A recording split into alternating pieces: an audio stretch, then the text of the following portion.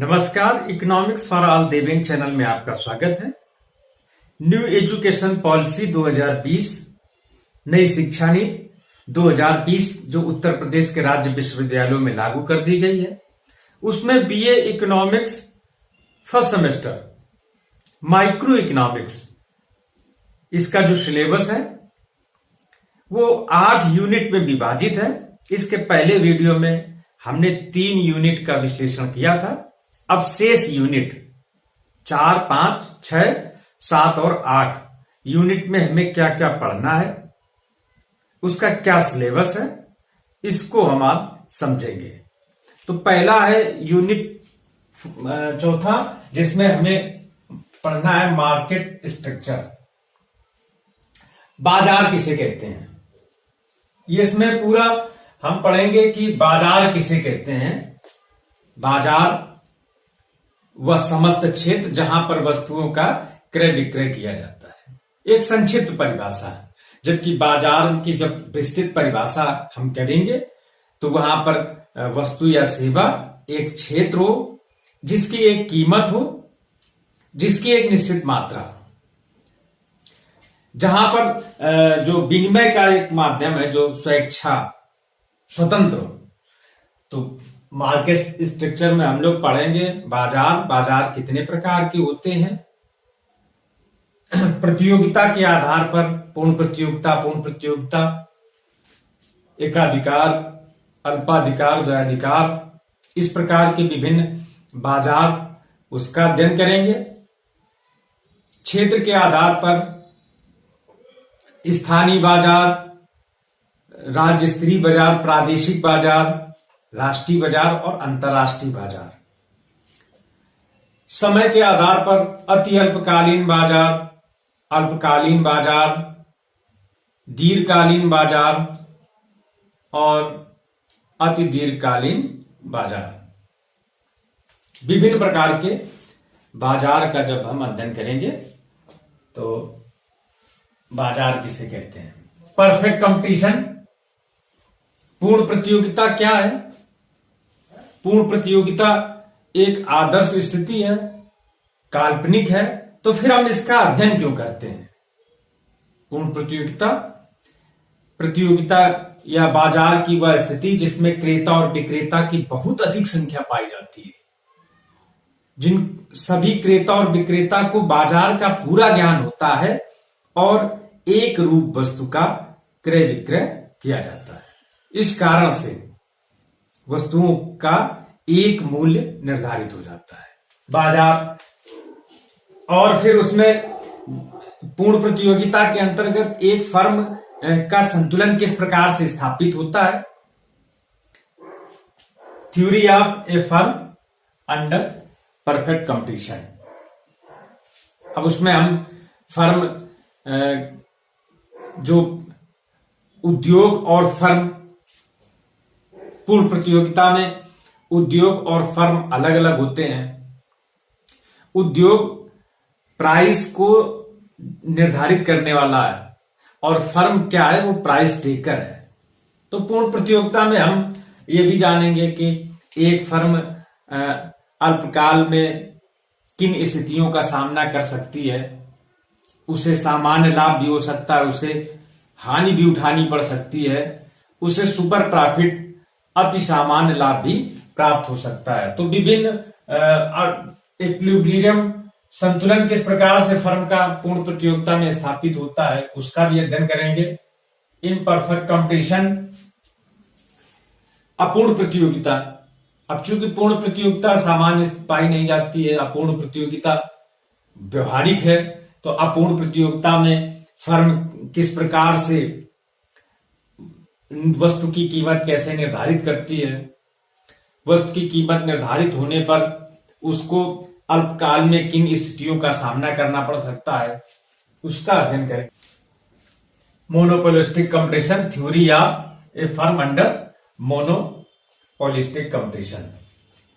फिर आगे पढ़ेंगे ओलिगोपोली, अल्पाधिकार किसे कहते हैं। वर्तमान समय में एक महत्वपूर्ण बाजार की स्थिति है अल्पाधिकार, जिसमें कुछ ही विक्रेता होते हैं वो ऐसी वस्तुओं का उत्पादन करते हैं जो समरूप वस्तुएं होती हैं, जिनको एक वस्तु के द्वारा प्रतिस्थापित किया जा सकता है। यद्यपि पूर्ण प्रतिस्थापित तो नहीं किया जा सकता है, किंतु उनको प्रतिस्थापित किया जा सकता है।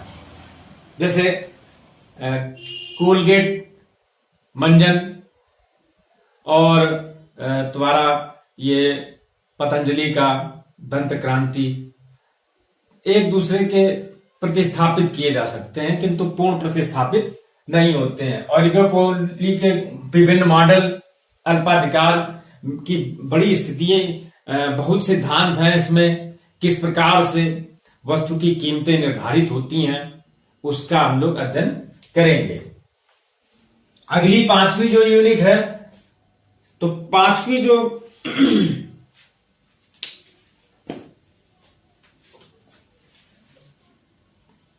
फर्स्ट सेमेस्टर में माइक्रो इकोनॉमिक्स की जो ये 5वीं यूनिट है, उसमें थ्योरी ऑफ मोनोपोली,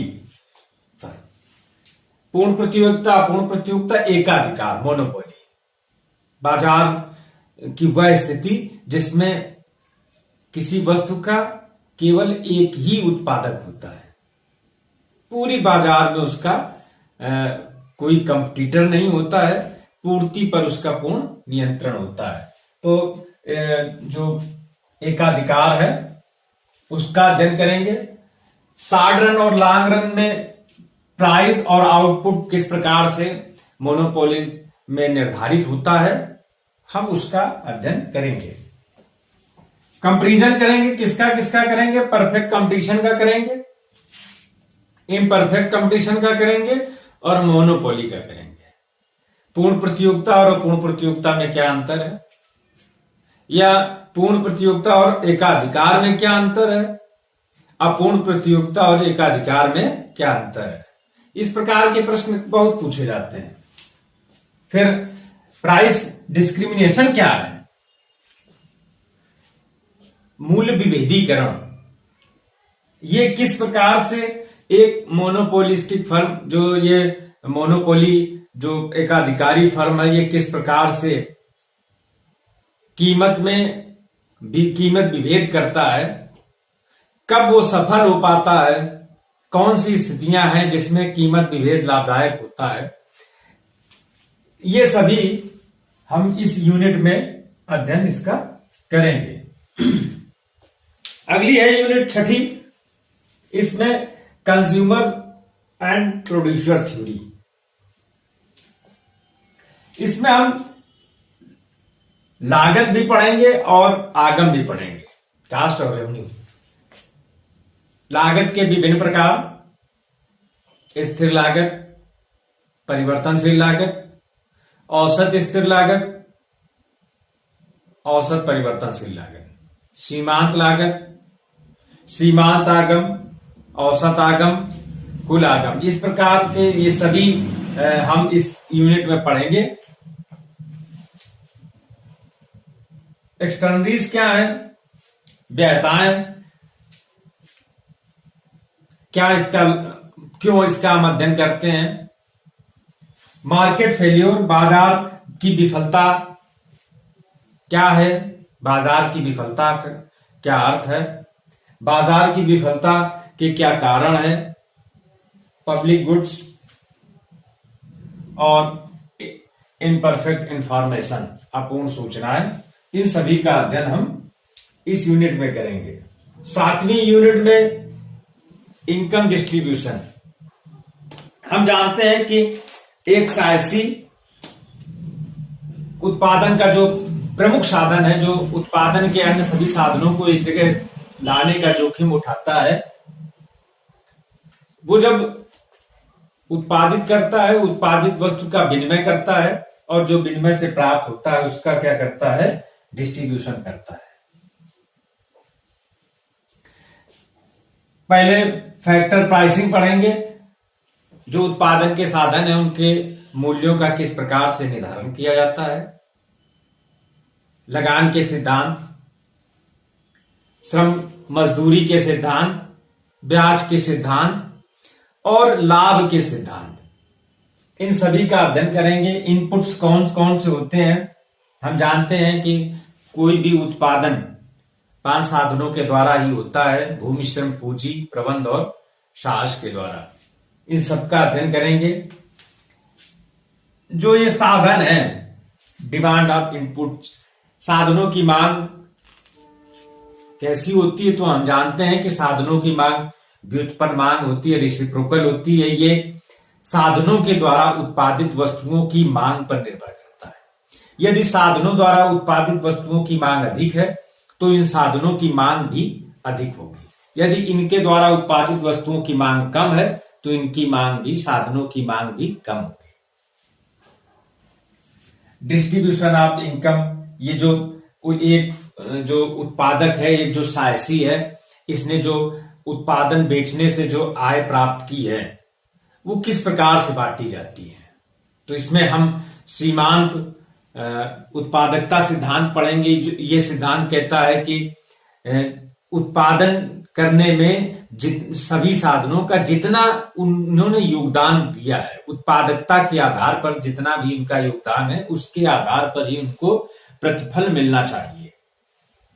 विभिन्न प्रकार के जो वितरण के सिद्धांत है उसका अध्ययन हम इस यूनिट में करेंगे। रेंट, लगान के सिद्धांत पढ़ेंगे, ब्याज के सिद्धांत पढ़ेंगे, मजदूरी वेज के सिद्धांत पढ़ेंगे और प्रॉफिट यानी लाभ के विभिन्न प्रकार के सिद्धांत जो दिए गए हैं उन सबका अध्ययन हम।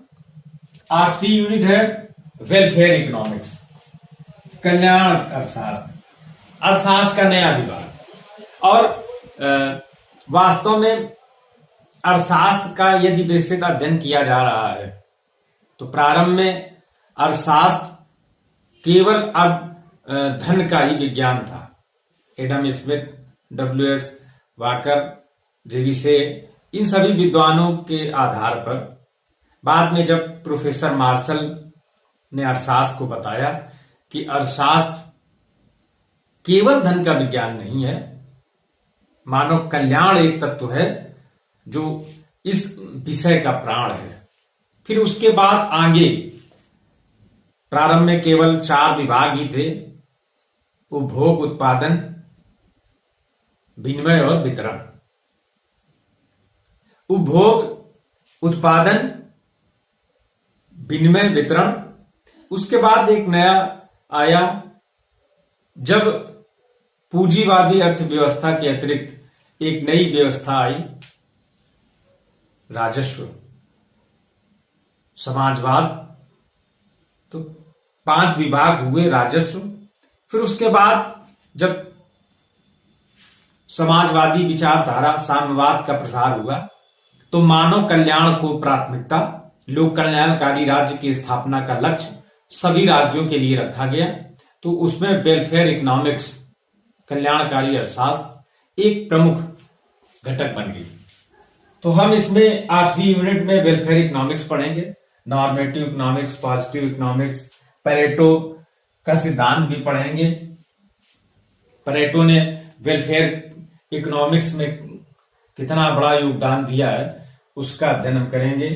कार्डोर और हिक्स का भी मॉडल पढ़ेंगे वेलफेयर इकोनॉमिक्स के संदर्भ पर। सिटोवस्की का भी मॉडल इस यूनिट में पढ़ाया जाएगा। और सोशल वेलफेयर फंक्शन किसे कहते हैं, ये क्यों इसका अध्ययन आवश्यक है। तो इस प्रकार से नई शिक्षा नीति 2020 के अंतर्गत अर्थशास्त्र BA first year first semester में जिसमें हमें माइक्रो इकोनॉमिक्स पढ़ना है उसका ये सिलेबस है जो 8 यूनिट में विभाजित है। Thank you.